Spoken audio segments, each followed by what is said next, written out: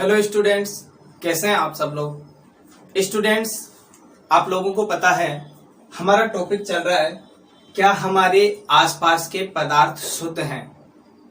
इस चैप्टर के अंतर्गत पिछले वीडियो में हमने विलयन और निलंबन के बारे में बात की थी। अगर आप लोगों को ये वीडियो अच्छी तरह समझना है तो पिछले जो इस चैप्टर के 4 वीडियो हैं उनको जरूर देखें और उनको देखने के लिए डिस्क्रिप्शन बॉक्स में लिंक दिया हुआ है, वहां से आप लोग सीधे उनको देख सकते हैं। और उनको देखने के बाद में आप अगर इस वीडियो को देखेंगे तो ये आप लोगों को अच्छी तरह समझ में आएगा और आपको समझने में आसानी भी रहेगी। पिछले वीडियो में हमने बात की थी निलंबन के बारे में।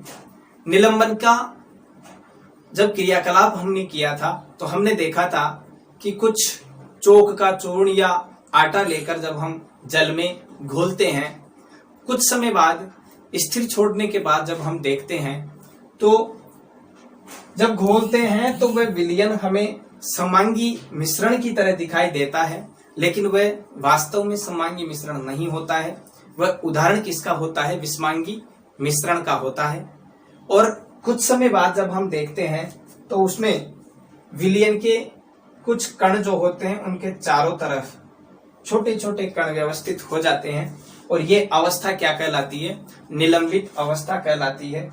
इस प्रकार निलंबन के बारे में हमने संपूर्ण जानकारी प्राप्त कर ली थी और वहां हमने देखा था कि जो विलयन है उसमें प्रकीर्णन होता है या नहीं होता है, उसके बारे में भी हम वहां पर बात कर चुके थे। इसके बाद में अब हम बात करते हैं कोलाइडी विलयन के बारे में, जो तीसरे प्रकार का विलयन है, कोलाइडी विलयन। कोलाइड विलयन भी हम लिख सकते हैं और कोलाइडी विलयन भी हम लिख सकते हैं। तो कोलाइडी विलयन के बारे में आज हम जानेंगे कि कोलाइडी विलयन क्या है, कैसे ये निर्मित होता है और इसके मुख्य गुण कौन कौन से हैं। कोलाइडी विलयन को समझने के लिए हम एक बीकर में क्या करते हैं? पानी लेते हैं। हमने एक बीकर लिया और बीकर में हमने क्या लिया? पानी लिया। बीकर में पानी लेकर हम उसमें दूध या स्याही की कुछ बूंदें मिलाते हैं। दूध या स्याही की क्या करते हैं? कुछ बूंदें मिलाते हैं। दूध या स्याही की कुछ बूंदें मिलाते हैं और जब हम उसको देखते हैं तो ये जो मिश्रण बनता है, एक बीकर में जल लिया, जल लेके हम उसमें कुछ बूंदें दूध या स्याही की डालते हैं और डालने पर जो ये मिश्रण बनता है, ये मिश्रण किसका उदाहरण है? कोलाइडी विलयन का उदाहरण है। यानी ये जो मिश्रण बन गया ये क्या हो गया? कोलाइडी विलयन हो गया। कोलाइड के कण जो होते हैं विलयन में क्या होते हैं? ये समान रूप से फैल जाते हैं। कोलाइड के कण विलयन में समान रूप से फैल जाते हैं। समान रूप से फैल जाते हैं।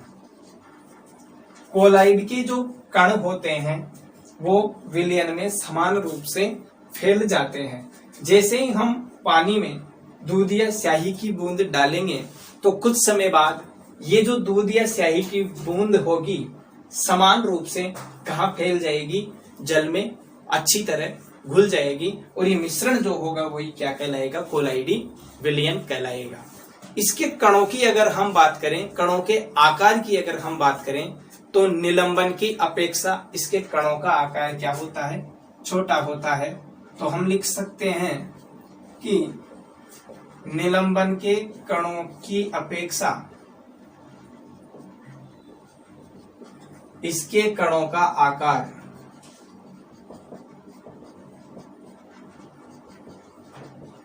कैसा होता है? छोटा होता है। और अगर आकार छोटा है तो ये जो मिश्रण होगा कैसा प्रतीत होगा भाई? मिश्रण जो है समांगी प्रतीत होगा। निलंबन के कणों की अपेक्षा इसके किसके? कोलाइडी विलयन के।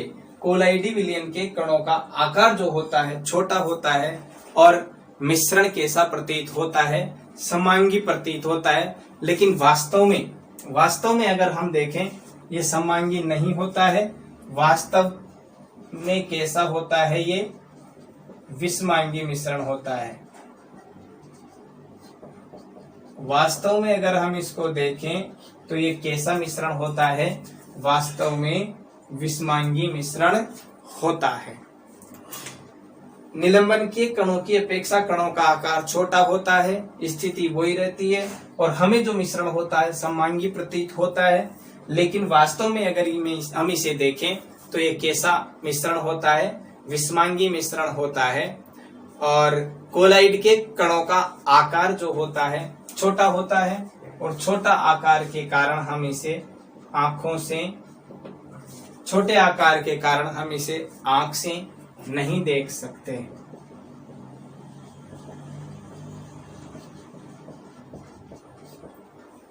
भाई निलंबन के कणों की अपेक्षा इसके कणों का आकार क्या है? छोटा है और छोटा होने के कारण हम इन्हें आंखों से नहीं देखते हैं। कोलाइड के कण जो होते हैं प्रकाश की किरण को आसानी से फैला देते हैं। कोलाइड कण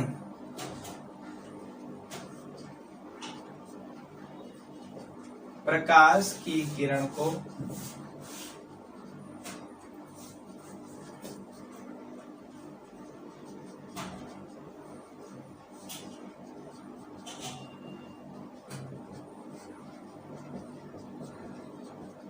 आसानी से फैला देते हैं। कोलाइड कण प्रकाश की किरण को आसानी से फैला देते हैं और प्रकाश की किरण का जो फैलना होता है, प्रकाश की किरण का फैलना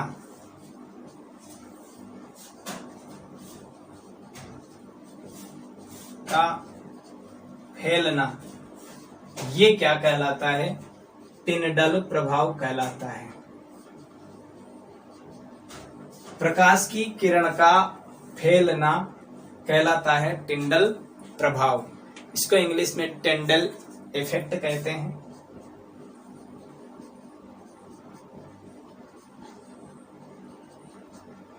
टिंडल इफेक्ट कहलाता है। यानी कोलाइड के कण जब प्रकाश की किरण से गुजरते हैं या कोलाइड के कणों से प्रकाश की किरण गुजारी जाती है तो ये क्या करते हैं? प्रकाश की किरणों को आसानी से फैला देते हैं और प्रकाश की किरण का फैलना ही क्या कहलाता है? टिंडल प्रभाव कहलाता है। अब इस टिंडल प्रभाव का नाम टिंडल प्रभाव क्यों पड़ा? क्योंकि इसकी खोज टिंडल नामक वैज्ञानिक ने की थी। इसकी खोज टिंडल नामक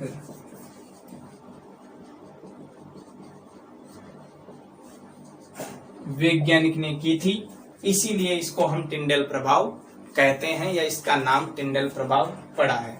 देखिए कोलाइडी विलयन क्या है? जब हम दूध या स्याही की कुछ बूंदें बीकर में लिए हुए जल में डालते हैं तो कुछ समय बाद वो पूरे एक समान रूप से फैल जाती है। फैलने के बाद में हम देखते हैं कि कैसा प्रतीत होता है? ये विलयन समांगी मिश्रण की तरह प्रतीत होता है। लेकिन निलंबन के कणों की अपेक्षा इनके कणों का आकार छोटा होता है। छोटा होने के कारण ही हमें समांगी प्रतीत होता है, लेकिन वास्तव में ये समांगी नहीं होता है। वास्तव में कैसा होता है? ये विषमांगी मिश्रण होता है।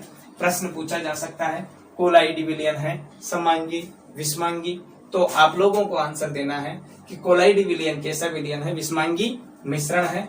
छोटा आकार होने के कारण ही इन कणों को हम आंखों से नहीं देख सकते। कोलाइड के कण जो होते हैं प्रकाश की किरणों को आसानी से फैला देते हैं और प्रकाश की किरण का फैलना ही क्या कहलाता है? टिंडल प्रभाव कहलाता है, टिंडल इफेक्ट कहलाता है। टिंडल इफेक्ट का टिंडल प्रभाव नाम क्यों रखा गया? क्योंकि इसकी खोज टिंडल नामक वैज्ञानिक ने की थी, तो इन वैज्ञानिक के नाम पर ही इसका नाम टिंडल प्रभाव रख दिया गया है। अब बात आती है टिंडल प्रभाव है क्या? तो जैसे एक बंद कमरा है, उसमें पूरे में अंधेरा है और उस कमरे से, जैसे मान लीजिए ये कोई कमरा है इसमें पूरे में अंधेरा है और यहां से कोई प्रकाश की किरण आ रही है, यहां से कोई प्रकाश की किरण आ रही है।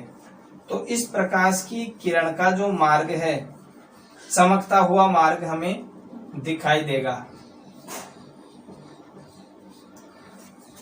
कमरे में क्या है, बिल्कुल अंधेरा है और अंधेरे कमरे में किसी छिद्र से जब प्रकाश आता है तो उस प्रकाश का मार्ग कैसा दिखाई देता है, चमकता हुआ दिखाई देता है। इसे ही हम क्या कहते हैं, टिंडल प्रभाव कहते हैं।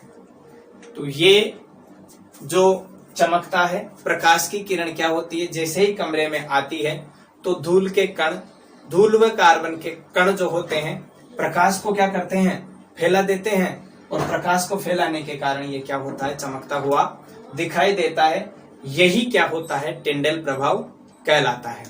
तो इस प्रकार हमने कोलाइडी विलयन के बारे में जाना और टिंडल प्रभाव के बारे में जाना। टिंडल प्रभाव जो है बहुत ही इंपॉर्टेंट टॉपिक है, यहाँ से कई बार अधिकतर प्रश्न बनता है, टिंडल प्रभाव क्या है, इसकी खोज किसने की। तो आप लोगों को सीधा सीधा ध्यान रखना है कि जब किसी बंद कमरे से या अंधेरे कमरे में किसी छिद्र से कोई प्रकाश आता है तो जब प्रकाश की किरण कमरे में आती है तो कमरे में उपस्थित धूल व कार्बन के कण जो होते हैं इस प्रकाश को क्या करते हैं, फैला देते हैं और फैलाने के कारण ये प्रकाश का मार्ग या प्रकाश की किरण जो होती है क्या होता है, मार्ग चमकता हुआ दिखाई देता है और यही क्या कहलाता है, टिंडल प्रभाव कहलाता है। इस प्रकार हमें ध्यान रखना है कि टिंडल प्रभाव क्या है और इसे कैसे प्रदर्शित करते हैं। छोटे प्रश्न में आप लोगों से ये पूछा जा सकता है। इस प्रकार हमने देखा कि टिंडल प्रभाव क्या है और कोलाइडी विलयन क्या है, ये हम देख चुके हैं। टिंडल प्रभाव से रिलेटेड और उदाहरण की अगर हम बात करें तो घने जंगल से सूर्य की किरण का गुजरना, ये टिंडल प्रभाव का बहुत ही अच्छा उदाहरण है। वहां पर हम इसको आसानी से देख सकते हैं।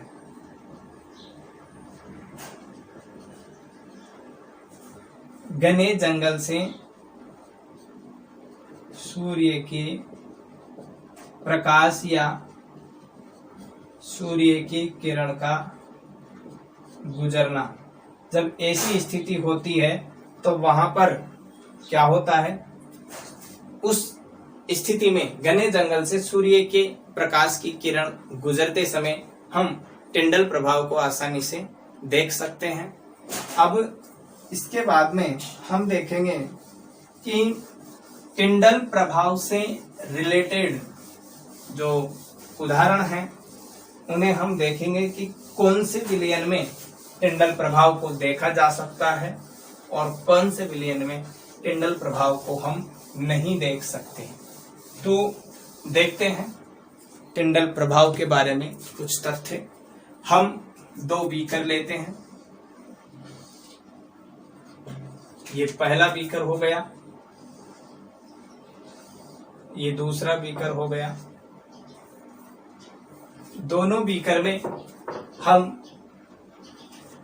क्या करते हैं, एक में तो हम कॉपर सल्फेट का विलयन लेते हैं और एक में दूध पानी का मिश्रण लेते हैं।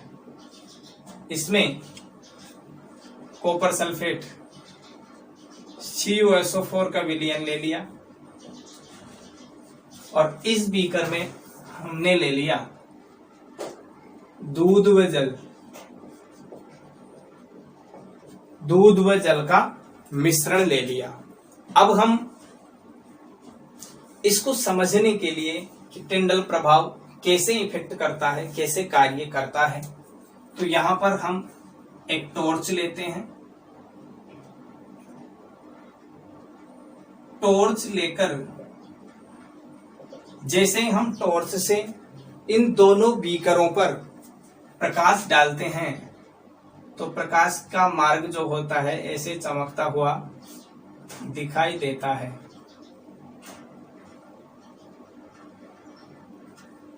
जैसे प्रकाश की किरण को इन दोनों बीकरों में से गुजारा जाता है तो ये स्थिति हमें दिखाई देती है, यानी इस टॉर्च के प्रकाश का मार्ग हमें जब हम टॉर्च लेकर दोनों बीकरों से जब टॉर्च का जो प्रकाश का मार्ग है उस प्रकाश को गुजारते हैं तो हम देखते हैं कि बीकर ए में प्रकाश का मार्ग चमकता हुआ दिखाई नहीं देता है, जबकि बीकर बी में प्रकाश का मार्ग चमकता दिखाई देता है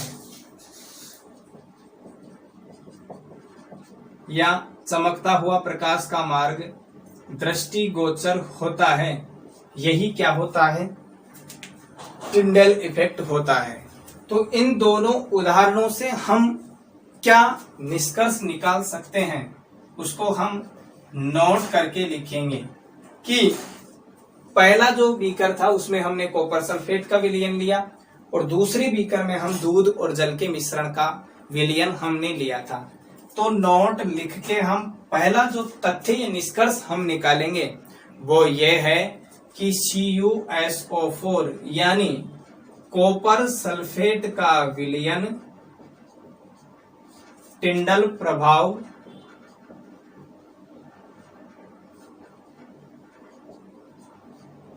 नहीं दर्शाता है।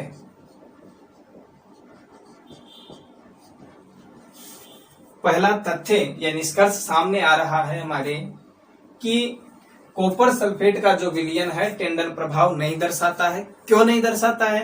क्योंकि इसके विलयन से जब हम प्रकाश के मार्ग या प्रकाश के किरण गुजारते हैं तो जो प्रकाश का मार्ग होता है चमकता हुआ दिखाई नहीं देता है, इसलिए ये टिंडल प्रभाव नहीं दर्शाता है। जबकि दूसरा जो नोट हम लिखेंगे वो लिखेंगे कि दूध व जल के मिश्रण का विलयन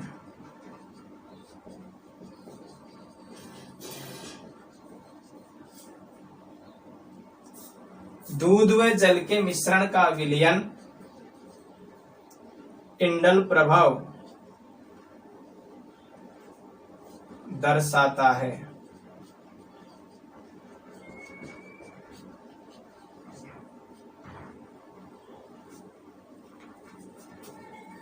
इस प्रकार हमने देखा कि कॉपर सल्फेट के विलयन से जब प्रकाश का मार्ग चमकता हुआ दिखाई नहीं देता है तो हम कह सकते हैं कि कॉपर सल्फेट का विलयन टिंडल प्रभाव नहीं दर्शाता है।